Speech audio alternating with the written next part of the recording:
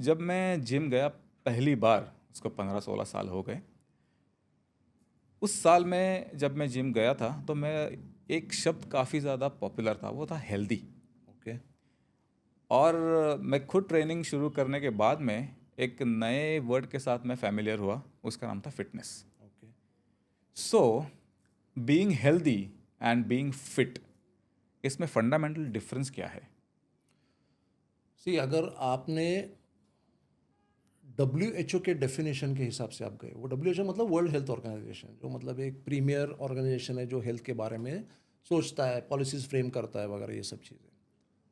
तो being healthy मतलब they say if healthy is the absence of disease, as simple as that. Now there are many people, ऐसे बहुत से लोग हैं जो हेल्दी हो सकते हैं, मतलब जो उनको कोई ऐसा डिसीज़ नहीं है जो हम लोग आजकल डिसीज़ देख रहे हैं, मेटाबॉलिक जो डिसऑर्डर हम उसको बोलते हैं, डायबिटीज़ हो, ब्लड प्रेशर इश्यूज़ हो, मेटाबॉलिक सिंड्रोम्स हो, हार्ट इश्यूज़ हो, हार्ट अटैक, मतलब ये जो आजकल जो भयानक जो ज़्यादा चल रहा है, तो अगर इसमें से आपको कोई भी कुछ भी नहीं है तो आप हेल्दी हो, ये एक आम तरह से एक डेफिनेशन होता है। ओके।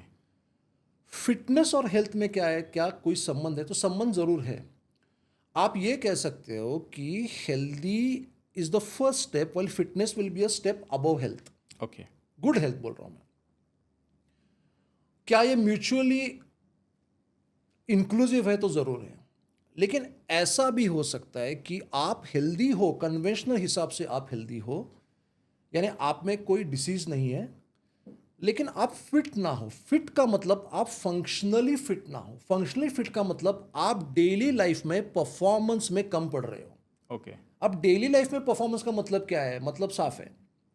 अगर मैं रह रहा हूँ 14th फ्लोर पे या 10th फ्लोर पे, चलो 14 छोड़, 10th फ्लोर पे मैं रह रहा हूँ, और 10th फ्लोर में जाने के लिए एक बार अगर मेरा लिफ्ट बंद हो गया और मेरे हाथ में कुछ सामान है, अगर वो सामान लेके मैं 10 फ्लोर्स ना चढ़ सकूं तो मैं फिट नहीं हूं। उसके लिए शायद ये नहीं कि मेरा हार्ट हेल्दी हो सकता है, मेरे हार्ट में कुछ इशू नहीं है, बट मेरे हार्ट की, मेरे मसल्स की, मेरे बॉडी की वो कैपेसिटी नहीं है कि मैं 10 फ्लोर्स कोई सामान लेके ऊपर जाऊं। सो इस एस्पेक्ट में ये आदमी फिट नहीं है। सर 10 माले तो छोड़ दो, लोगों का आजकल नॉर्मल दूसरे माले तक चलो चढ़ना भी 5 मुश्किल माले है। पकड़ लो, और मैं इसमें एज, जेंडर इसकी बात नहीं कर रहा हूं, मैं जनरलाइज बात कर रहा हूं। चलो हम 5, 10 में क्यों बोल रहा हूं कि 10 एक काफी चैलेंजिंग टास्क है बॉडी के लिए, 10 फ्लोर चढ़ना। 5 फ्लोर जनरली लोग चढ़ लेते हैं, even people who are not healthy can go 5 floors, they can walk on 5 floors.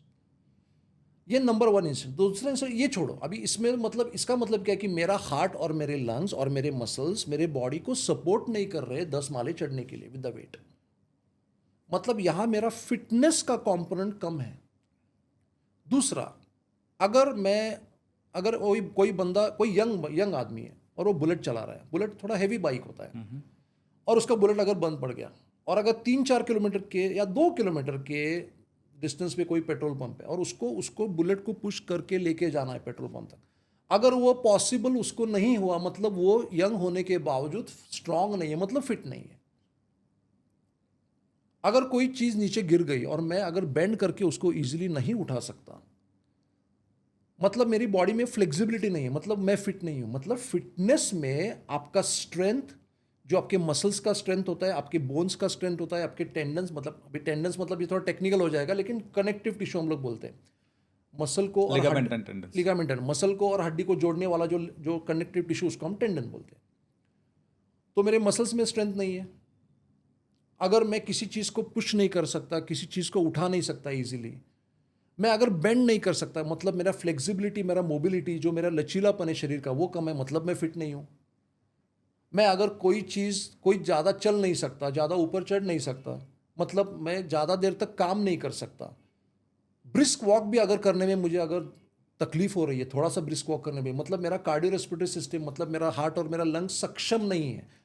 Unhealthy नहीं है, ऐसा नहीं है, हेल्दी है लेकिन सक्षम नहीं है, स्ट्रांग नहीं है। मतलब फिटनेस में ये बहुत से पैरामीटर्स आते हैं, जिसमें मस्कुलोस्केलेटल स्ट्रेंथ हो गया, जिसमें ताकत बोलते हैं हम लोग, मोबिलिटी फ्लेक्सिबिलिटी हो गया, जिसका लचीलापन, जो आप झुक सकते हो, आप बेंड कर सकते हो, ये अगर आप इजीली नहीं कर सकते। कार्डियो रेस्पिरेटरी एंड्योरेंस होता है, मतलब आपके हार्ट का और आपके लंग्स का और आपके ब्लड वेसल्स का ऑक्सीजन का सिंथेसिस करने का कैपेसिटी। मैं बहुत सिंपल सी चीज़ में बोला, मैं इसमें तो लोगों ने इस पर PhD किया है। Yes, it's a very vast ये तो बेसिक 3-4 हैं। राइट। अगर आप नॉन एथलीट हो, अगर आप जनरल पॉपुलेशन में आ रहे हो, और अगर एथलीट हो तो there are many parameters of fitness, like agility है, पावर है, जिसके बारे में हम लोग अभी बात नहीं कर रहे फिलहाल। एथलीट्स के लिए वो अलग सेक्शन हमको देना It's a पड़ेगा, completely प्रोप्रायोसेप्शन different बोलते हैं उसको हैंड आई कोऑर्डिनेशन बोलते हैं। वो एथलेटिक स्पेसिफिक हो गया।